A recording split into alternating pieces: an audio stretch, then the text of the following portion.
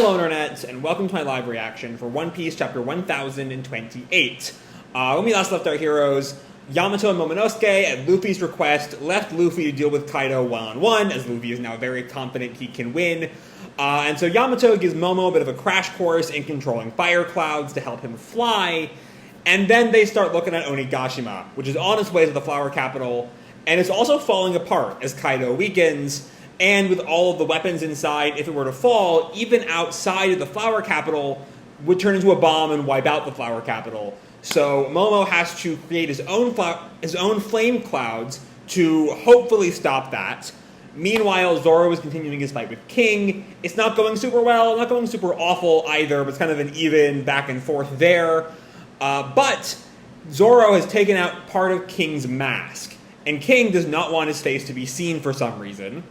And so yeah, that's kind of where we left off. Last time, let's dive right on into chapter 1028, Brachiosnakis, which I'm assuming is going to be tied into our friend Mr. Queen. But our picture here is this nice little color spread of Usopp and Nami playing some kind of fighting game. This is your story in the background. You can see the various Straw Hats are all characters in the game. Luffy's got this sort of martial artist look going. Frankie's like an ape. Brook's got something going on. Zoro is like some night elf thing. Chopper's a little minion. We got Robin as a demon, which fits her recent power up. And Jinbei's dressed as something. I got no idea what Jinbei's supposed to be. Either way, it's real cute. But anyway, chapter 1028, Brachiosnakis. We open on the guest parlor inside the castle with either this is Bao Huang herself or is one of the Marys. For some reason, I thought that Usopp beat Bao Huang, but that also looks like Bao Huang right there, so I'm not quite sure. Anyway, do you think I'm lying? I'm not saying that. This is, I think, where CP0 is. I'm not quite sure which characters are talking now. There's a second dragon here, one that's not Kaido. We all saw it. That must be the devil fruit that Vegapunk created. It was flying with Straw Hat Luffy, meaning the dragon is an enemy to Kaido. So this is our masked friend who's doing all the circular bubbles. But the square, we don't quite know who it is. Whether is Spandam still in charge of CP0, or might it be Lucci or someone? But anyway, the person on the other end of the line says, "Sounds good to me. We want these pirates to destroy each other." And our masked friend responds, "So why do you call me? We have orders from above, on the freak chance that Kaido actually loses. The nation of Wano, unaffiliated with the world government, will be placed under the government's direct control. The ships are heading to Wano already. So, does it seem possible to you?" Well, that's not good.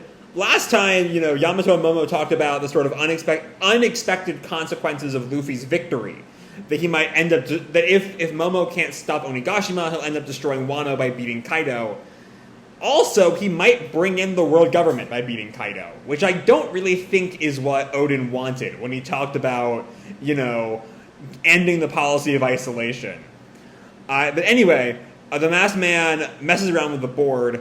Start of the battle was 30,000 versus 5,400, and now it's 12,000 versus 8,000, which is a definitive, balancing of the lines on our side.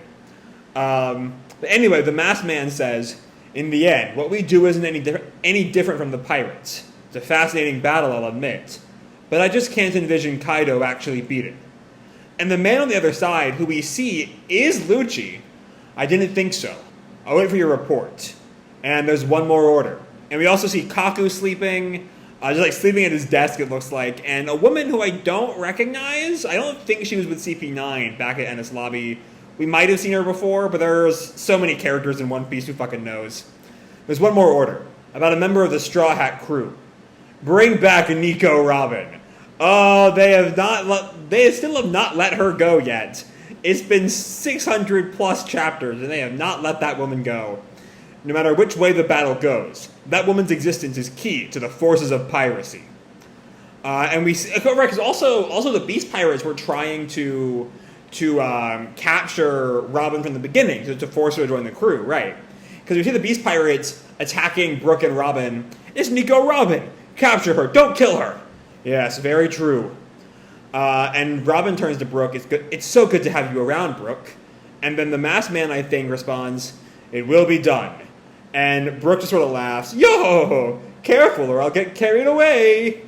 And with that, we come back to Onigashima, back with Yamato and Momo. Only 5 minutes left until it reaches the flower capital. And Momo's panicking. Yamato, I can't make the clouds. This is too cruel. Don't leave me on my own. Wait, did Yamato leave? Where did Yamato go? Like, Yamato's been stuck. Like, he's in the void. Where is he going to go? Just floating in the air. How did he leave? But anyway, Momo tries to calm himself down. No, stop this, Momonosuke. Do not whine about it. You can do it. No, I can't. But I must. I summon thee, flame clouds. I summon thee. And all he can let out is this tiny little puff of a cloud. And he just keeps screaming, if I do not do this, countless people will die. I refuse to let this bomb fall on the city. And then we see the outer layer of Onigashima and a pair of claws crawling up the wall. And it's Yamato. That's where he's gotten up to go, I guess, join the fight again. And we have a quick flashback as Yamato gives Momo some more info. Listen closely, Momonosuke. I'm going to head back to the Skull Dome right now to keep the damage to a minimum in the case of absolute disaster. And Momo's kind of shocked. Huh? The massive armory beneath the Skull Dome contains countless explosives. If I don't do something about them, the worst case scenario could be dozens of times more destructive. And as Yamato leaves, Momo kind of freaks out. What? Wait, Yamato, are you leaving me here? And with that, we come back to the present, and Yamato has just made it onto the surface level of Onigashima and thinks, hang in there, Momonosuke. And he transforms into his full devil fruit form, the full flaming wolf. I know that you can do it. And I think these are heart pirates he's running by now. Whoa, a huge wolf? And with that, we come inside the dome. We leave Yamato for now to deal with that armory problem, and we move inside the dome. Specifically, with inside the dome, that is on the performance floor, that is Queen and Sanji. King and Zoro are now outside. Wahahaha! And it looks like Sanji is trying to get a kick in on Queen, but Queen is deflecting it. I'm not stopping! Flying pan! But Sanji deflects that attack. He's so heavy! Whoa! And he barely ducks out of the way of a knife. And Queen goes on, so come on already! Show it to me! Show what? Presumably something with Judge. Some kind of I thought that Sanji's whole thing is that he was like a failed experiment compared to his siblings. So he doesn't really have any of those biological advancements that the other Germa kids have. Oh, there it is. I want to see that Germa 66 battle suit. That's what he wants. He wants to see the what was it, Stealth Black, I think it was called. But anyway, Sanji kind of rubs his head after he's knocked back into a wall. Chopper calls, Sanji! And Queen leers at Sanji. I know you used that battle suit against King earlier. It made you disappear. That was Judge's science at work, wasn't it? And Sanji sort of feels himself. Yeah, something's definitely off with my body. Which, wasn't that... I think that Sanji brought that up earlier, that something about wearing the Stealth Black suit is doing something to him. I don't know what. But anyway, Queen goes on, now put on that suit, Vinsmoke. And Sanji snaps, I told you not to call me that. You don't know the first thing about my family situation. Scratch that, they're not my family at all. I'm not wearing it. But then Queen goes back on the attack with a new laser beam from his claw. Black Coffee Beam! And he shoots at Sanji, who jumps out of the way. Diable Jambe! Bien cut! Grill shot! And he kicks Queen in the chest, I think hits him. I love the image though. We have Queen, but superimposed over him is like a steak. As he's literally cooking Queen. That's some good shit there. And Queen is sent back. Sent back specifically into a number of his subordinates, who are all kind of flown back too. Yeah! And Queen exits his hybrid form, goes into his full-on beast form. Sanji looks up kind of exhausted as Queen's paw hits the ground. And now Queen, the giant Brachiosaurus, looms over him. That organic kick of yours packs a pretty good punch. And Sanji looks at him. There's got to be a better way to break through his dino toughness. And then Queen goes on, in that case, let me stash the mechanisms and show you pure dino terror. And he arranges his neck and tail to be horizontal. Dinosaurs ruled the world for hundreds of millions of years. Witness the raw power of the king, or the queen, I guess. The beast fighters all kind of cheer. Here we go, the true power of the ancients. And we see Queen whack with his tail the wall behind him. Brachiosnakis! And, Queen's tail and his neck and head detach. The tail quickly crashes into the wall, and the head part, I guess, goes flying towards Sanji. I wish to God that panel layout was like the right size for a thumbnail, because that would be the thumbnail, no questions asked. Jesus Christ, that's so funny. Everyone is shocked. We see Izo and Marco and Kawamatsu and Chopper and Hyogoro and the old Yakuza guys all stunned. What? Is that how it works? And even Sanji now is also just eyes bulging. What? And in his shock, Queen wraps around him. Shoot! Gah! Just like a snake. And Queen goes on, Wahahaha! Caught you napping? This is what the Brachiosaurus can do. I mean, once again, Oda is playing fast and loose with the actual physics of dinosaurs, or biology and anatomy of dinosaurs. But fuck it. When you get Queen turned into a giant snake for some reason, I am not going to complain at all. Sanji just snaps, damn it, I had no idea. And Queen taunts, not a single person has ever escaped from the clutches of the Brachiocoilus. And some of the samurai react, Sangoro! Even masters of color of armament hockey cannot prevent broken bones and ruptured organs from this pressure. They all get taken out of commission. And then the samurai all kind of react, oh no, Sangoro is going to be crushed to death. I will say, I'm not sure, I'm skeptical this is the route Oda is going, but I do want to kind of call attention to the line, not a single person, followed immediately by the samurai calling for Sanji. Because a part of me is like, okay, this is the part where not a single person escapes, but it's because the samurai come to back Sanji up. Maybe, I don't know, just kind of spitballing there. Anyway, Queen continues to taunt, you're not putting up much of a fight, Judge's son. But if you promise to show me the power of Germa, I could give you a little breather. Sanji reacts though, never! As the pain, we hear the crack as he is in more and more pain. And then Queen calls back to his body. Just look at that. For a normal Brachiosaurus, that leftover material would be as useless as legs on a snake. But I am a scientist, and we see these like missiles have popped out of his, I guess, shoulder blades. So I equipped brachio lasers on my torso. If I call out their name, they'll shoot right at. And then because he said brachio launchers, not lasers, launchers, they shoot missiles at Queen. Master Queen? No, I was only explaining. Oh my god.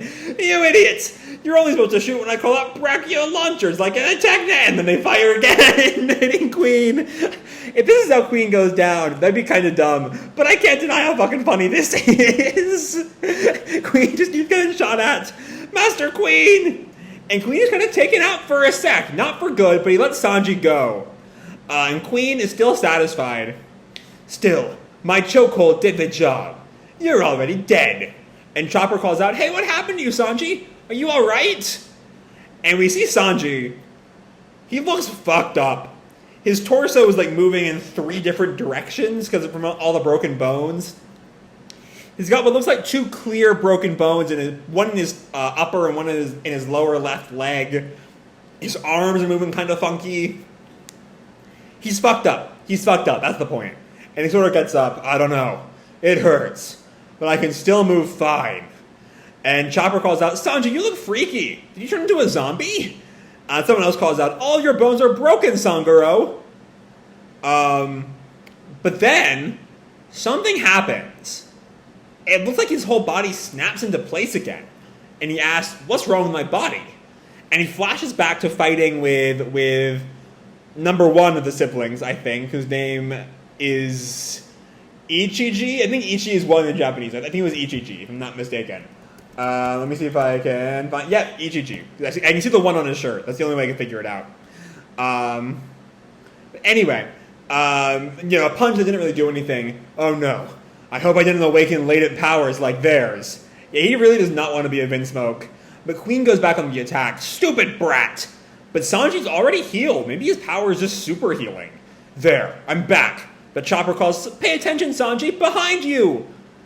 And Queen brings down the sword, and it shatters off of Sanji. Ow. This sucks. I don't want to be a monster like them. Huh? And Queen reacts, what? To be continued in 2 more weeks. We're off next week, unfortunately. So yeah, I'm going to try to remember what little I can about the exact detail of the Vinsmoke powers. Because was it a sort of, like, physical toughness? It's been a while since I read Whole Cake, and it hasn't really come up in the past 100+ chapters. So it's been a while. But I think it might have been, especially when we see this little, like, especially the specific flashback that Oda chooses to show on the last page. Sanji throwing the punch and it doesn't really affect Ichiji at all. I'm assuming it's the same thing that happens when Queen, or at least we're supposed to think it's the same thing that happens when Queen brings the sword down on Sanji and it shatters. Doesn't quite explain his miraculous healing capabilities he shows earlier on the page when his broken bones all snap into place. But that might have also been a Vinsmoke power. Again, it's been a long time and I might just be forgetting something. Anyway, let's talk about all the various parts of this chapter.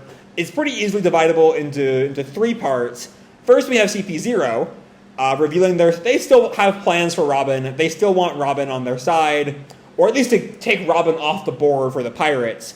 She'll never join them at all, not this far into her character development. But if they can't if she won't work for them, they'll just get rid of her because she's too powerful, and it would end very, very badly if Robin had free reign of the pirate world, especially if she joined up with Kaido. Luffy is such a kind of not really involved in the world politics that, like, I don't know. I mean, Robin is still involved, so she would definitely get involved in those sorts of problems. And Lucci would still consider her a threat, obviously. But yeah, basically the point of that scene is CP0 is coming for Wano if Kaido loses, so that's another problem to deal with once Kaido finally falls. And also they're gunning for Robin in particular. Even if they lose Wano, they still want Robin. And then we have Momonosuke and Yamato just sort of checking in with them, seeing their current status, their current problems, as Momo is not quite as good at the flame clouds as he sort of thought he was. He can't really do much of anything. He's sort of fucked. He'll probably somehow get that ability again, but we'll have to wait and see. Yamato's going to go deal with the armory, so that even if Momo fails, it'll only kill everyone in the Flower Capital and not like all of Wano. And then we come to the real plot, which is Queen versus Sanji, which is a total blast. It's just so fun. It's silly as hell. Don't get me wrong. From like the image of the steak over Queen to Brachiosaurus is just an all-time great gag. To the actual kind of frightening image of like Snake Jafar in Aladdin wrapping around Sanji. The Brachio launcher gag is so funny. And I'm glad it didn't quite take down Queen because it'd be kind of a stupid defeat. But for a little bit of a moving the plot along, it is so funny. And then we've got Sanji and these mysterious new powers. And I'm really curious how all that's going to play out. It is looking like Stealth Black is turning him more and more into another Vinsmoke, which is very much not what our boy wants. He does not want to be a Vinsmoke at all. And I hope we come back to this next time. I'm even more curious about this than I am with King's Face. Just because like Sanji's a character we spent time with over the years, and King kind of isn't. But yeah, all that said, a fun chapter, just some fun Sanji bits, some fun Queen bits. The Queen versus Sanji is a fun fight, along with showing even more of what CP0 is up to here. Yeah, a lot of things for the future, and a lot of things for the now. All in all, a pretty great fucking chapter. So yeah, I'm going to leave this video off here. Hope you all enjoyed the chapter and the video itself. If you did, feel free to drop me a like or subscribe. Do whatever makes you happy, And remember, your life is your own, okay? Bye!